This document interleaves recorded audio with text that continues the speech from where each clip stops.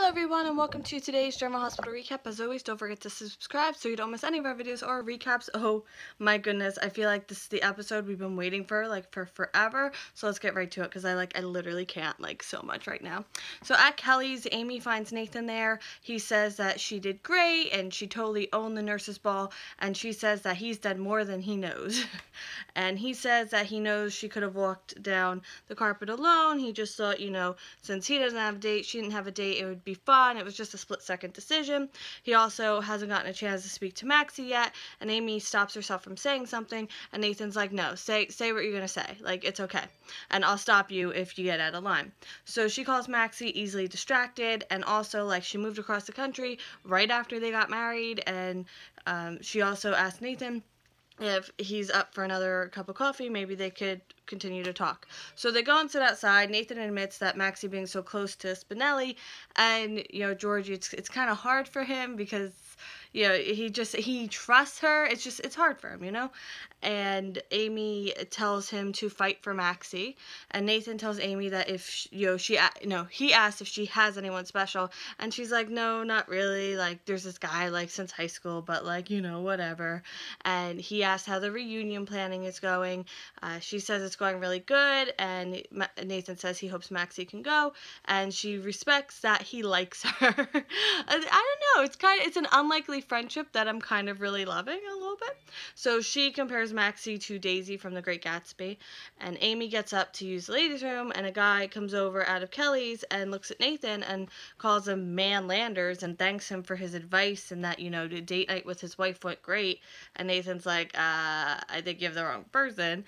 And then this woman comes over, it's like, oh, I thought I recognized you. You totally helped me, get rid of my ex-boyfriend because I stood up to him that he wasn't putting me first. And he's like, again, I don't know what you're talking about. And then Amy comes back, and in the interim, Nathan had Googled this name, Man Landers, and he asked Amy when he became Ask Man Landers. It's this advice column. In the ballroom of the nurses' ball, Lulu and Laura are still there. Charlotte is with Nina and Valentine, and Lulu's like, great, they're a happy family now. How did this happen?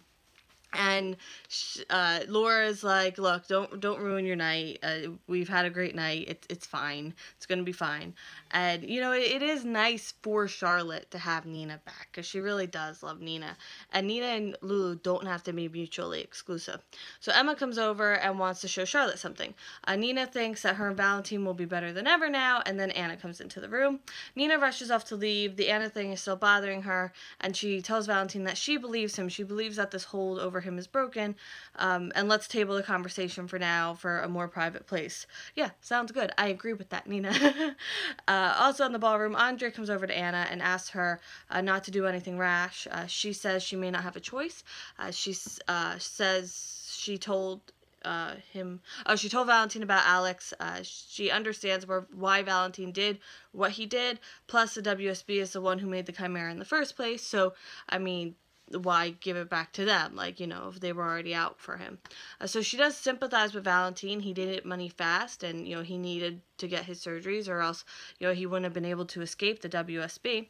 And she doesn't think Valentine believed Helena would ever use the Chimera, only use it as leverage, so his gamble paid off for selling it to Helena.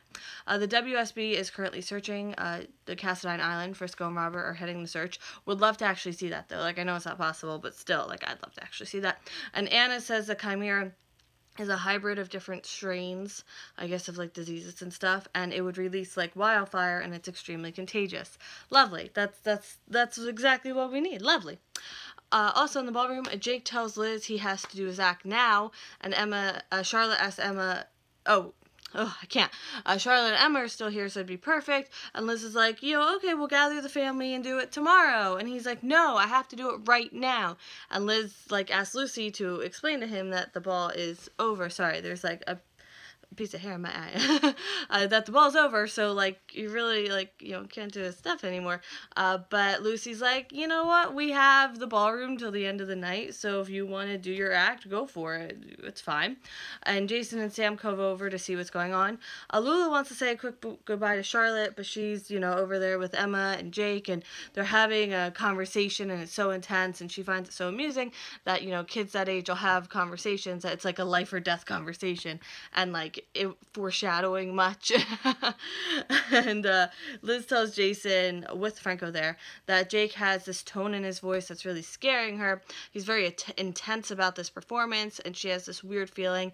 And Franco says the Chimera thing has nothing to do with the magic act, and Jason thinks that Jake should do the magic act, and Liz points out that they're agreeing on something, and Jason's like, no, I'm talking to you, and there's just some noise coming from over there. Anyway, what harm could it do? What harm could it do?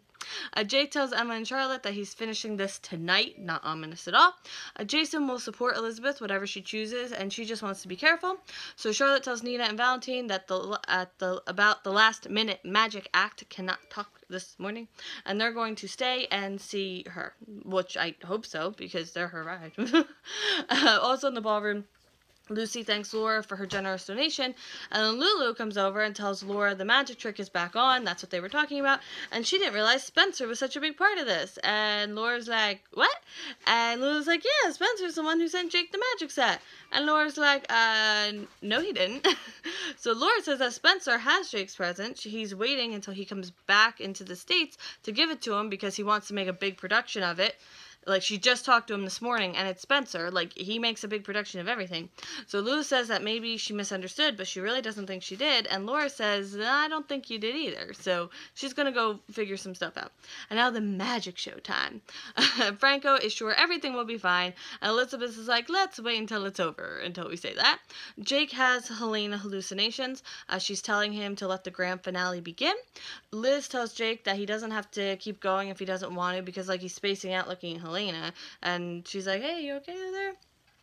But he says he wants to finish, and then Andre gets a call. There's an emergency. He has to run. Laura has a bad feeling about this magic set, and she's not going to ignore it. She talks to Jason, and she tells him that Spencer didn't send the magic set to Jake, and as far as she knows, nobody in here knows who sent that magic set to him. Laura thought he should know, and Jason asks, could they be? And he has this memory. Helena saying, for as good as you are, Jake will be. Jake will be what? Jake will be what? So, meanwhile, Jake at the magic show, he's like, this finale will be the greatest finale of them all. And then the final memory snaps for Jason that Helena says Jake will be the greatest killer of them all. Ooh. And then Jason gets up and is like, Jake, stop. And I'm like, it was so intense. And I'm like, oh my goodness, like, this is craziness. Like, this is absolute craziness. Speaking of absolute craziness, that room by the pier and maybe a warehouse, I don't know where they are. But Carly and Sunny confront Ava. They know what she did to Morgan, and I am living for this. If you know me, you know I'm living for this. So Sunny says that they talked to Lucy and Dr. Maddox and Scott, and they saved the best for last. And Carly tells her not to lie. Morgan is dead because of her, and Ava says she had nothing to do with the bomb. And just note, when I say Ava says, I mean, like, Ava screamed. Like, I had nothing to do with it. Like, yeah. So Ava says, again, that she was having an affair with Morgan, and, that's what this whole thing is about, and she covered it up, and they're like, no, you tampered with the medication. We know the truth. You couldn't handle that Kiki was having a relationship with Morgan, and Ava wants to leave, and Sunny won't let her.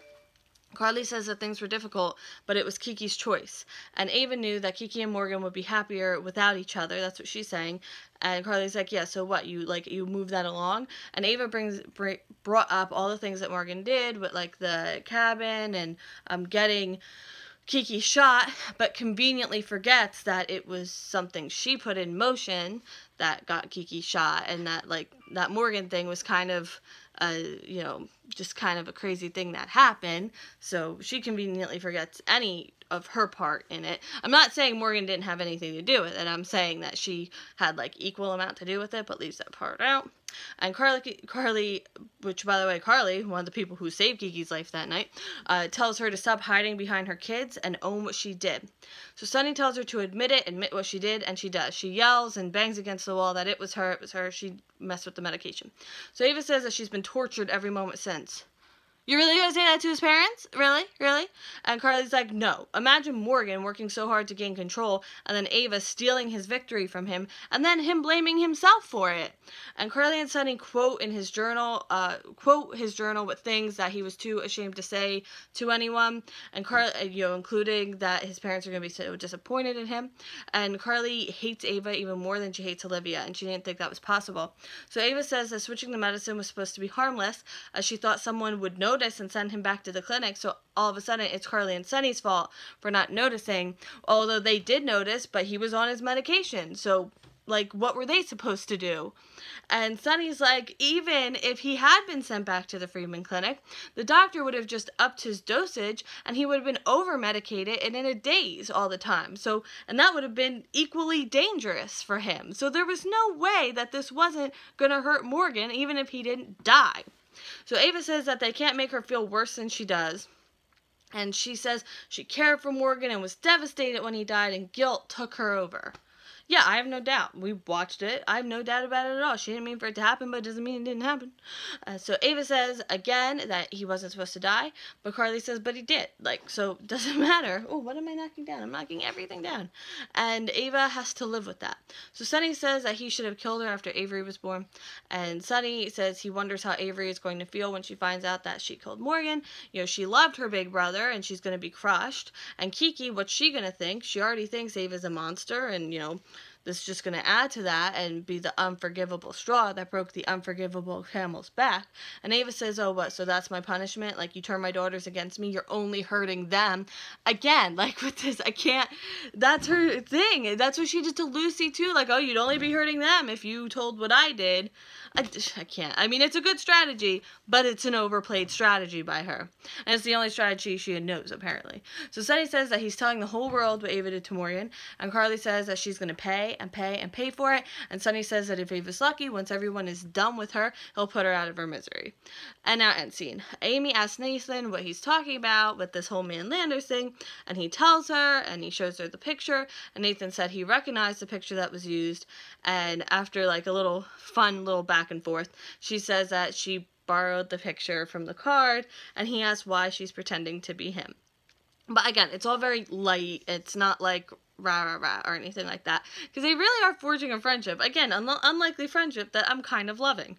Carly says that we're not done here. You know, was it fun ruining Morgan's life, twisting him into someone that no one recognized, not even himself, and he was scared and confused when he died, and he didn't understand. And that's really, like, the part that breaks her heart the most. And Carly calls Ava evil, that she's a bully who picked on her kid, and Carly tells Ava to come and get her. Like, she's just had enough at this point.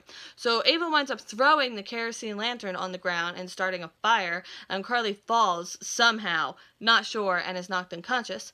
Jason tries to stop Jake. Anna steps in. Jake holds up the chimera, and now Valentine is at full attention, and Helena is clapping in the corner, and Jake presses a button, everything turns blue, and Valentine is panicked and looks to Anna, and I'm like, yeah, maybe you should have had a little bit more of a dialogue there, because again, not that I want anyone to be harmed, but the fact that his kid is up on stage with that chimera can't be, you know, sitting well with him.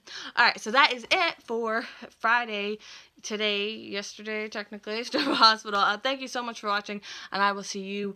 Monday is like the encore of the Farewell Tracy, so Tuesday, I think I'll see you. But I'll see you then, and I hope you have a great day.